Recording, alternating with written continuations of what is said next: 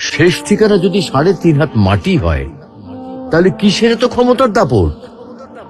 ভোর 5টায় মৃত্যু, সকাল 6টায় জানিয়ে দেওয়া হবে মাইকে, 8টায় শেষ গোসল করানো হবে, 9টায় তোমাকে নতুন কাপড়ে সাজানো হবে, জোহরের নামাজের পরে তোমার আলিশান বাড়ি থেকে বের করে নিয়ে যাওয়া হবে, 2টায় তোমার জানাজার নামাজ পড়ানো হবে, 2:30টায় তোমাকে কবরে নামিয়ে ফেলা হবে।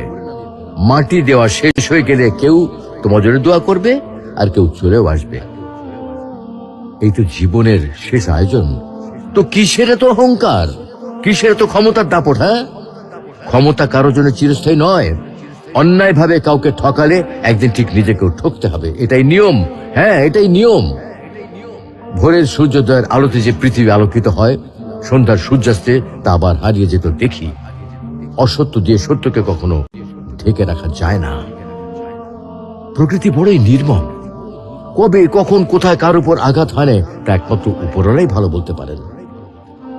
অহংকার আর দাম্ভিকতা পতনের লক্ষণ। তাই অহংকারী না হয়ে সহনশীল হন। ক্ষণস্থায়ী এই দুনিয়ায় কেউ চিরস্থায়ী নয়। এজন্য ভুলে যেতে হবে সব রঙিন স্বপ্ন, ফিরে আসতে হবে রবের দিকে, কারণ শেষ ঠিকানা তো সেই 3.5 হাত মাটি।